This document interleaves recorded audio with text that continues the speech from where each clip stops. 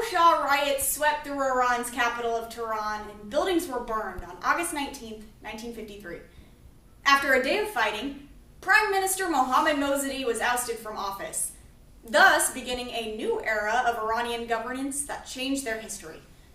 For years, it's been widely known that Mossadegh's removal was orchestrated not by Iranian revolutionaries, but by America, who took 60 years to finally admit to it. Whether or not it was a secret to U.S. or Iranian citizens, Foreign Policy of August 18, 2013 states that on the 60th anniversary of overthrowing Mossadegh in 1953, the CIA officially released the documents The Battle for Iran and Operation TPA-JAX on the National Security Archives. The U.S.'s plan was simple: use propaganda to undermine Mossadegh throughout Iran, bribe members of parliament, organize security forces, and encourage public demonstrations to install a pro-Western government in Iran and move away from some of the communist ideals that Mossadegh was trying to install. But releasing these documents after 6 decades wasn't as effective in repairing U.S.-Iranian relations as the CIA hoped, because The Guardian of August 28, 2013 states that Iran filed a lawsuit against the U.S. for it. Clearly, the CIA's efforts to improve U.S.-Iranian relations was ineffective. And given that Al Jazeera of August 20th, 2013 states that the coup was the beginning of a series of tragedies that plague the U.S. and Iran's relationship today, we must ask the research question: why was the CIA's admission an ineffective form of collective apology? To answer, we'll analyze Jason Edwards' article, Apologizing for the Past for a Better Future: Collective Apologies in the U.S., Australia, and Canada, published in the Southern Communication Journal in March 2010. Using 3 case studies, this article examines how collective apologies can effectively repair relationships damaged by historical wrongdoing. Therefore, it suits our analysis. To better understand the CIA's admission and its effects, we'll first analyze Edwards' model. Next, apply it to the CIA's admission, and finally discuss implications for the incident that The Independent on August 20th, 2013 says is widely known to every school child in Iran. Edwards' article explains that collective apologies come from one collective group to another and are meant to repair a wrongdoing from the past. Edwards identifies 3 components necessary for an effective collective apology: acknowledgement, remorse, and corrective action.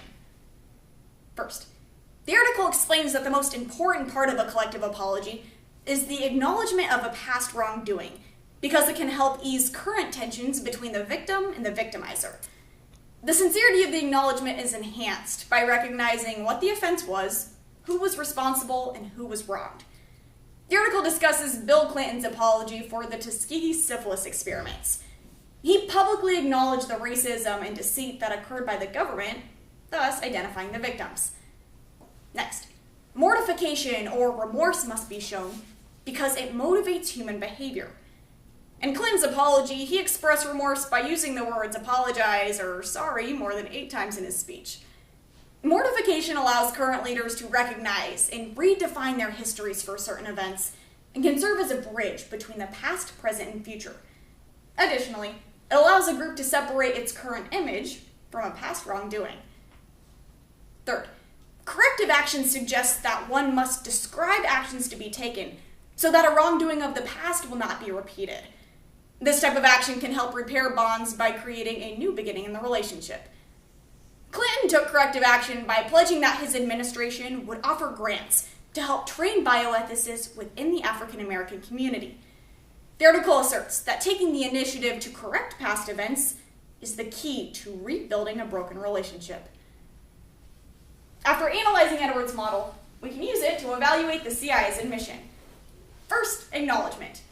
Both Bill Clinton in 2000 and Barack Obama in 2009 hinted at being involved in the coup, but neither made direct statements, explained USA Today on August 29, 2013. Although this incident has been public knowledge to Americans and Iranians for years, the declassification of the documents was the first formal acknowledgement.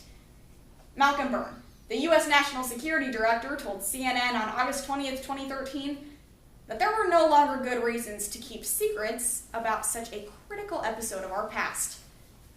Next, remorse. In all of the examples outlined by Edwards, an important figurehead, like a president, issued a public apology. In each of the speeches, the leader expressed sincere remorse and identified the victims who were affected.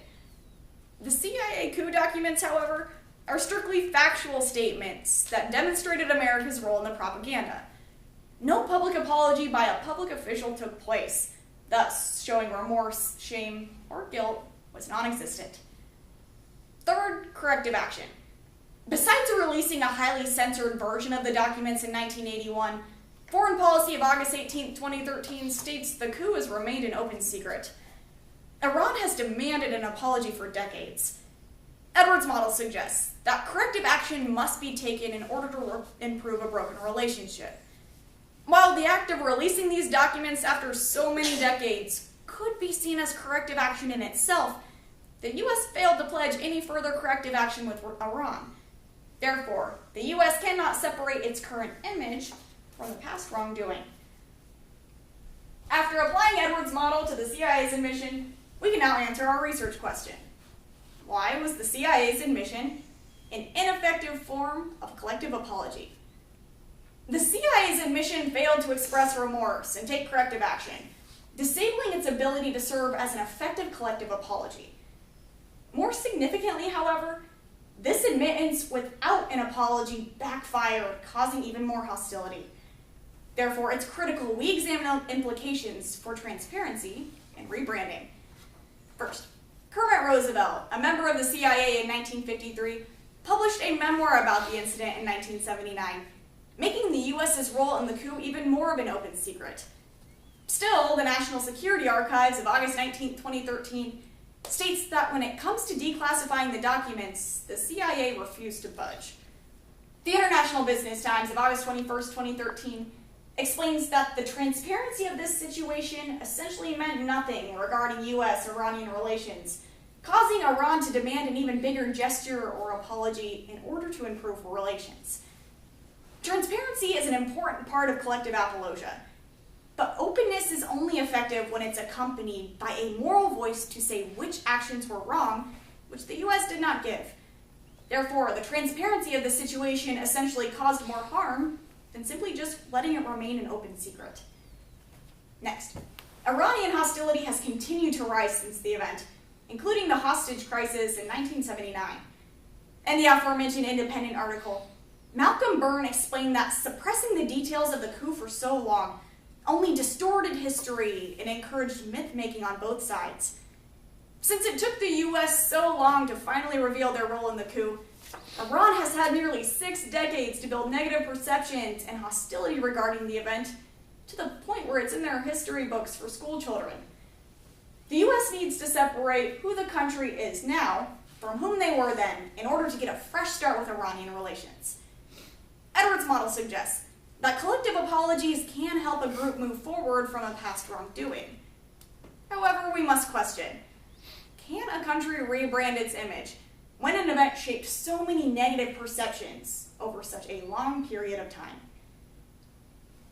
After analyzing Edwards' model, applying it to the CIA's admission, and discussing implications, it's clear that the CIA's efforts were ineffective. It may have taken the U.S. 60 years to finally come clean. However, as hostility continues to rise, it's clear that repairing this relationship is going to take more than confirming what was already known.